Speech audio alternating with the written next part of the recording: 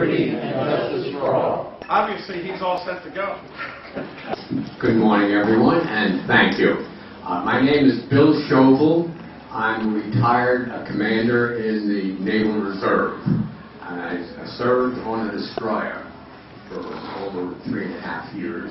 The talk today is about the Bermuda Triangle, and we did have an experience with the Bermuda Triangle where we cut off incommunicado for, turned out to be 2 full days, 48 hours, and to the second it came back. But we didn't know when it was going to be coming back. How this came to be was sort of unusual because Navy destroyers always travel in pairs. And in our last overhaul period, there's 4 destroyers in the division. We were all in, and they were trying out a new experiment of welding these, I guess, steel pipes about this round, 4 of them on each side of the ship, below the water, down at about where midship's passageway would be. And then we did a little bit around Norfolk, then went down for a retraining command. You have new equipment, you have new people, everybody's got to get used to the job. So there's a time spent out of Guantanamo Bay, Cuba, which is the finest training station in the world. You get underway in about 15 minutes, you have water that's a mile deep, and you can work with submarines a little bit further, and it's 2 miles out of Guantanamo. I like that, except the water's hot. In August, the water itself is 99 degrees. And at that time, there was no air conditioning on destroyers anywhere. They had a little fan, and you were considered lucky. So what had happened is that the 4 destroyers had these pipes put on the side, and the inspectors came around and they looked when we first came there, and then about a month later they returned to inspect them before we began a transit from Guantanamo Bay back to Norfolk, Virginia. The 3 other destroyers, all had their pipes intact. When they came to see us, we did not have any pipes. And so they said, you cannot go to sea, you have to stay here till we locate some of these pipes and weld them onto the ship. Well, the other 3 destroyers, they took off and left us alone, and destroyers usually travel in pairs in case one breaks down for some reason. So we stayed on until they could locate some of these pipes. They said, absolutely not go to sea. We waited until the pipes arrived, and then they welded them on somehow. The fellows went down and welded them under the water there. And we leave to come back to the U.S. alone. And I'm the navigator, and I'm arguing with the captain. He wants to go close around, real close to Florida. And there's a lot of little lighthouses and natives that are out fishing in the middle of the night, and you don't see them. They don't have lights. They're just a guy trying to get some fish to feed his family. So it's, anyhow, we do go close to the Florida shore. And it means that you're up all night, all day, identifying lighthouses and fishing to get around that bottom part of Florida. And we clear that and then pull out to sea about 60 miles and then turn due north. So we're headed at 000, and it's the most beautiful day that we'd ever seen at sea. The water was blue. There was not a white cloud in the sky. It was blue sky all the way like that. The fish were flying, and it was just the most brightest day that we had ever seen. And then the first thing that happened is that we're sailing due north, 000, and the officer of the deck, who's up in the front of the destroyer, I'm sort of like back of the part there, and there's the captain and there's a few other people coming up to talk to the captain, and the officer of the deck looks around and he goes, "Mind your helm." And the kid was scary. He said, "I'm right on 000, sir." So we go and take a look what's going on, and he is right on 000. But at the same time, when we look astern, here's this great big wake that's turning 90 degrees this way. So right now, we're really heading towards the shore of Florida.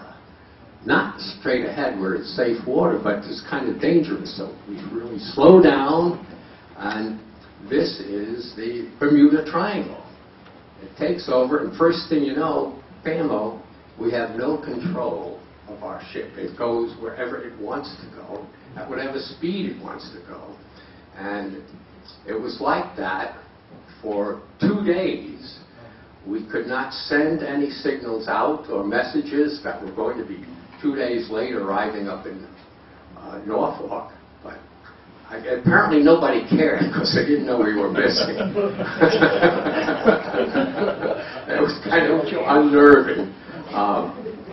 But then, this one morning, all of a sudden, exactly 2 days later, pop, everything comes and it works, and we can get radar, radio, and the return. But for those 2 days, it's an experience that sort of like stays with you for a while because just nothing worked on the ship.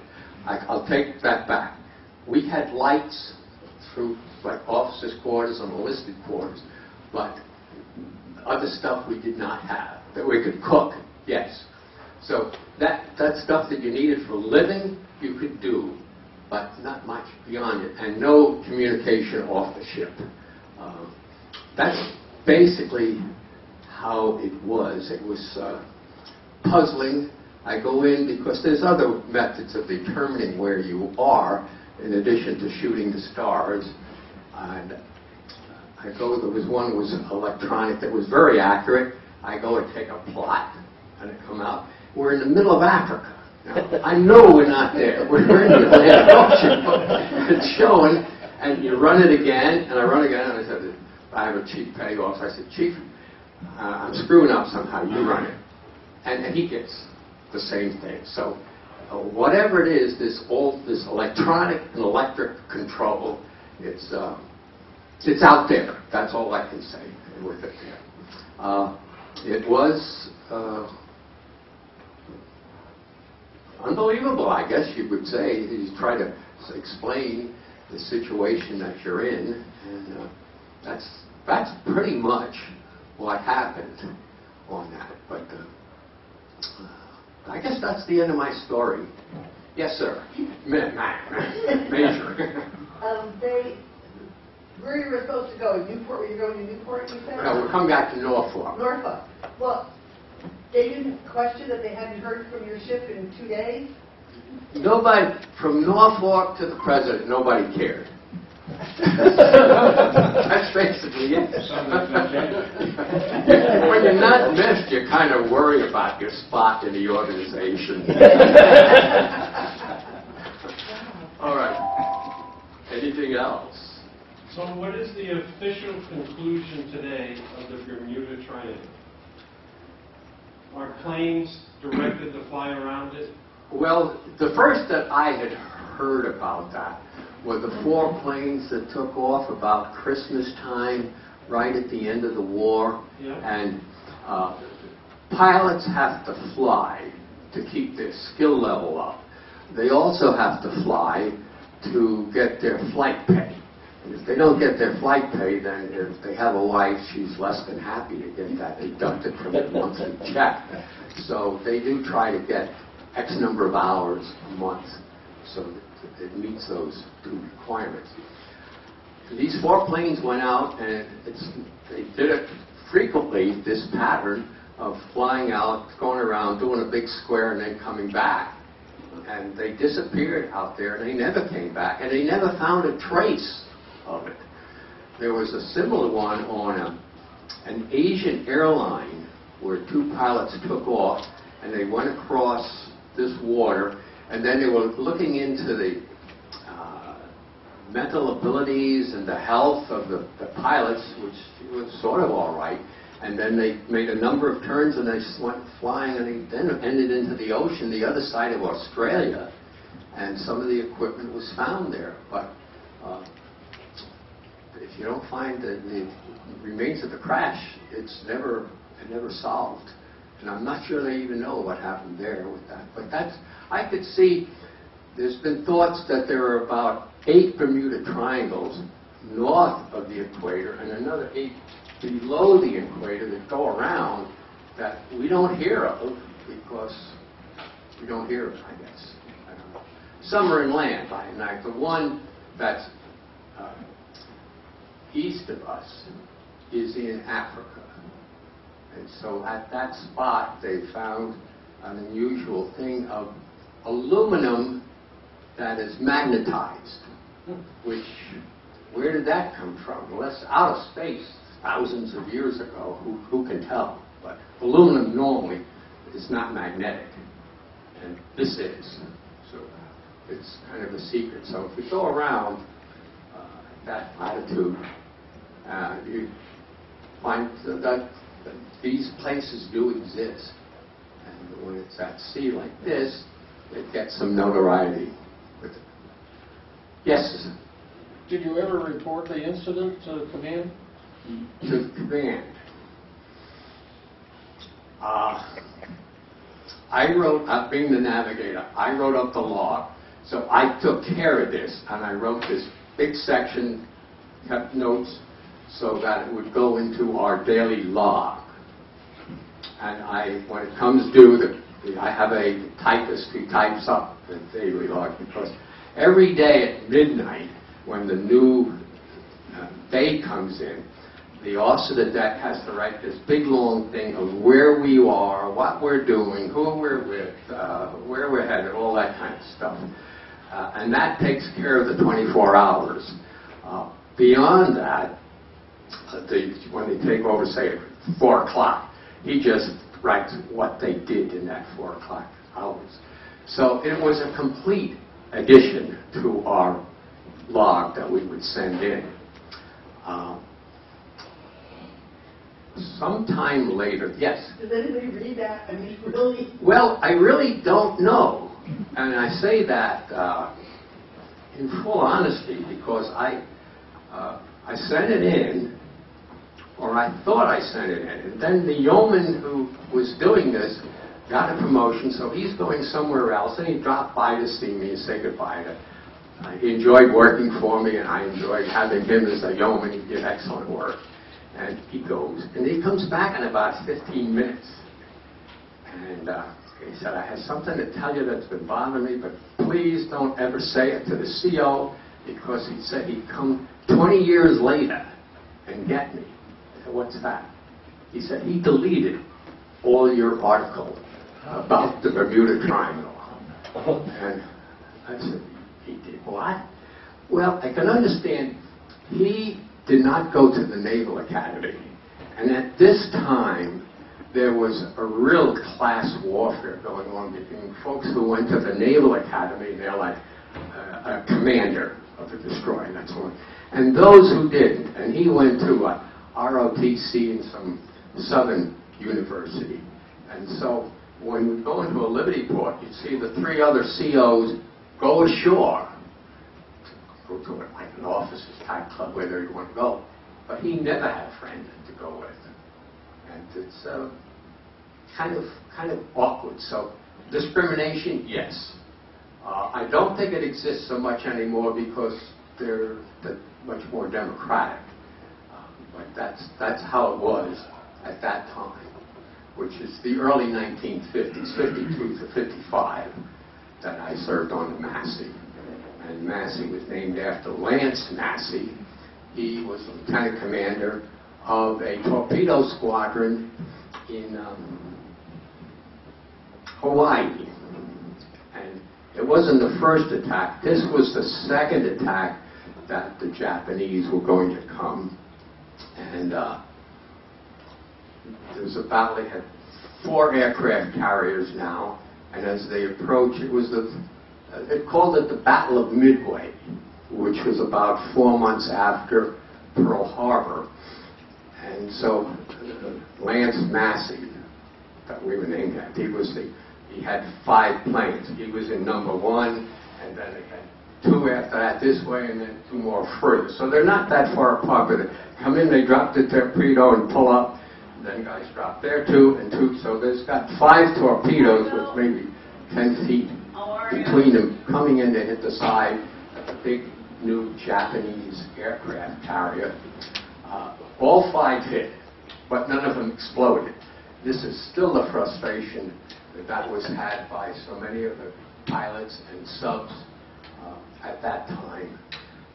What happened? Those 5 were all shot down and perished in the war. And the leader was Lance Massey. And the destroyer I was on was named after the leader of that group. But while that was going on and the torpedoes weren't exploding, a dive bomber, one of ours, came down and dropped a big bomb, and it hit right in the middle of the first stack, and it went all the way to the bottom and exploded. And there was a case where it exploded was the oxygen generating plant. So if you have pilots and they're going to go above like sea level, they have to be on oxygen. And they have to make the oxygen, and they have it distributed so a guy can go up, get a quick pump, and get the O2 that he needs.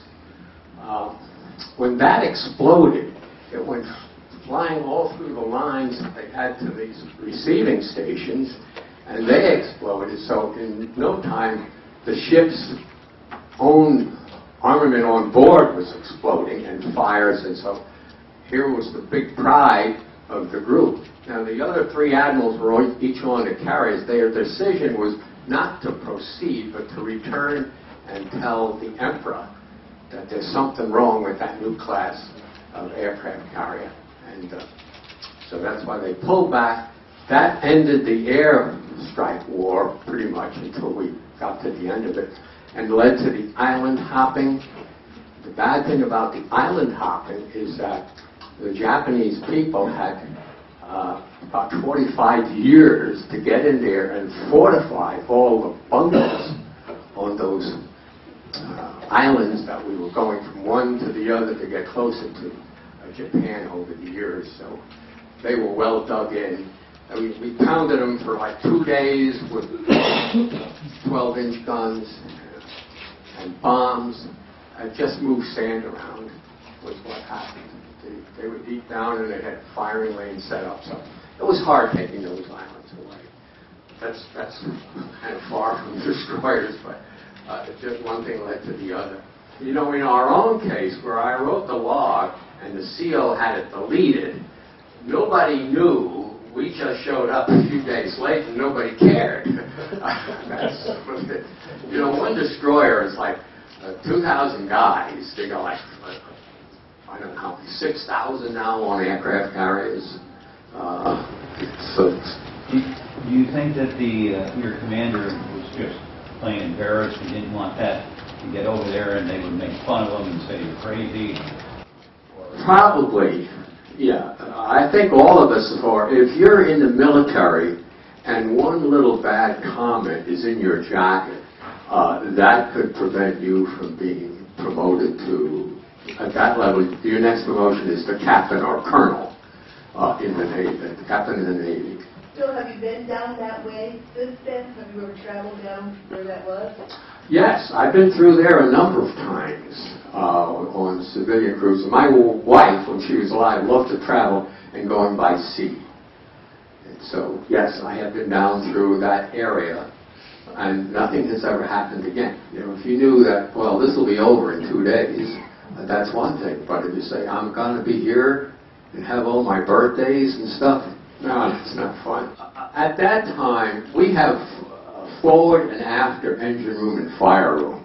Okay. So when we are going to be launching aircraft with a carrier, then you have to have all the fire rooms and the engine rooms manned, and those guys are working like 6 hours on, 6 hours off, 6 hours on. Because if there's no wind you have to get up to about 40 knots for those jets to get off the ground. As it is now, they come off and they drop way down here, and the pilot has just got to hit it at the right time to zoom it up. If you're a second late, you bought the farm, unfortunately. But that's how critical it is. The old days, they could fly off the deck and they'd be airborne, but you were off and you drop down and you go with that. The jets, they weigh like a tremendous amount of money, pounds. It's unbelievable the weight that they take off with a load of fuel oil. Oh, I don't think it was too much different from what I did before. I tried to get all the important information down to go into that, because I spent a lot of time constructing it. I figured there'd be a lot of brass looking at it, and I didn't want to be a jerk too much. No, I did put time on it. And that's why I was surprised when the yeoman came back and said the captain deleted it all. I went to all that work for nothing at the time. But you had to do something down there to help pass the time of day with nothing. The officer of the deck writes the log. So this was going to be an entry that was going to be... Yes. Someone's going to transcribe it, the owner was going to put it into the ship log? Yes, and an addition. And that's what the CO didn't want the attention, and so it got deleted. That's, I guess, his decision. Nobody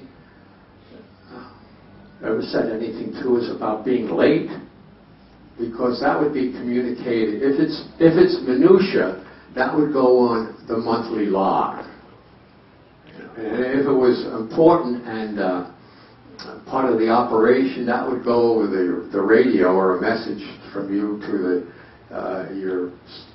we had a group commander, so that the 4 destroyers reported to a squadron commander, and he reported to his boss, up the chain, I assume.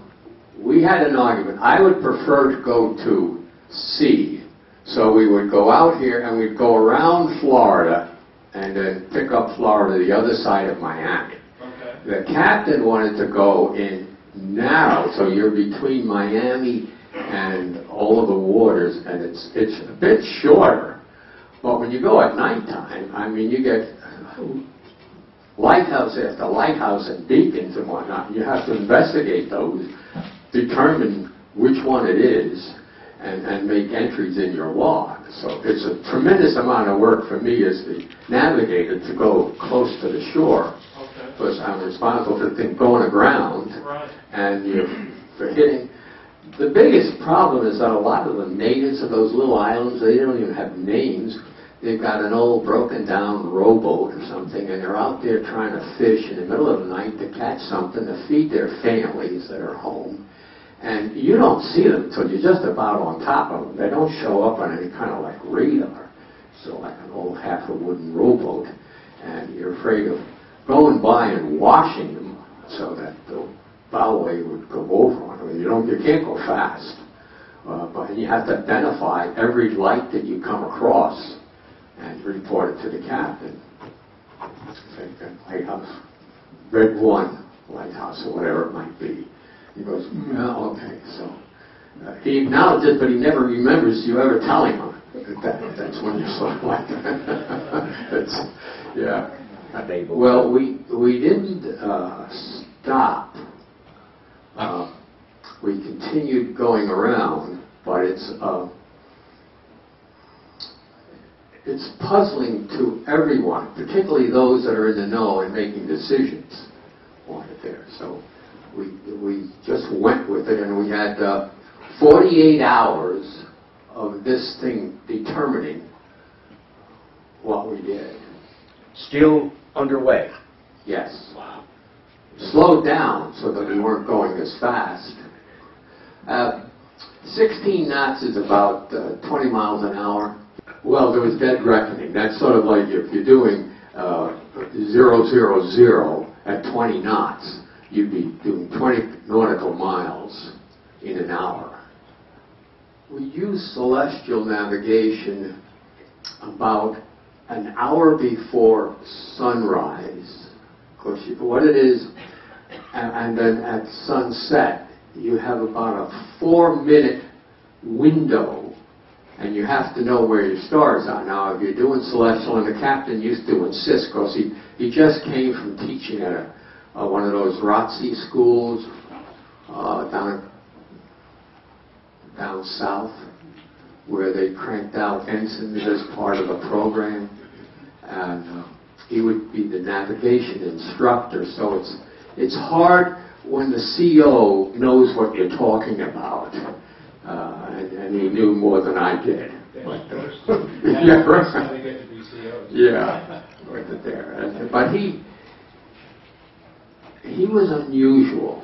I don't mean to offend anyone, but the first time that we met him as a crew, people that were on board ship have friends in the department of personnel, and they contact and they get sort of like an under-the-table report about the new CO. And it wasn't good. He has one terrible temper, for one thing. So when they have the change of command, it's up on a thing that's about 15 stories high, and it's just a tower where they would meet, and the old CO is there, and the new one is there, and we're all dressed up, and, you know, once you wear those starch whites for about half an hour, they get to look baggy and other stuff. Old CO reads his orders that he's going up to some place in London, England, for whatever the next assignment for him is. And then he reads his orders. He's going from teaching college down there to coming aboard our ship as the CO. So the old CO, he just walks the ship. We thought he was going to come by and, you know, shake hands so long as, you know, we've been friends for over a year. He just walked right off down the boat, off he goes. Never said goodbye or waved or anything. So I didn't know if that's maybe what they do. The new CO greeted us with, a torch ship is a happy ship. And he didn't say anything for about a minute and a half. And the next one sort of say what we're in for. And he said, and I don't care how goddamn miserable I make you, you will be happy. So an interesting couple of years I had to put in with that. It's business as usual. You know, I am, the CO is, the fellows down in CIC for communications, where the radar room is. They're working on it. We're all trying to find out what this is, but we had never heard of, quote, the Bermuda Triangle. So that was kind of like news. Say this is Bermuda here, and then you draw a straight line across it. Intersects probably northern Florida or one of those southern states there, and then drops down so that this end is about where the tip of Cuba is. So you do get a triangular shape that they would work out. That's where, but it could, you could go all the way with that big oval. There is access to the ocean from there, but it's Texas and all that area there, the Mississippi. We had the fathometer. The fathometer is sort of like a radar in water. So it points down and it puts out a signal and it comes down when it hits the ground, and then it returns and it gives you the time. So we're running at about 55 feet for the speed we're doing, which is probably maybe 5 knots, 10 knots. That's all, so we can keep headway on. And it always stayed about that 55, because that's one thing that one of the petty officers, he was just checking at. And any changes, they'd call your attention to the bridge.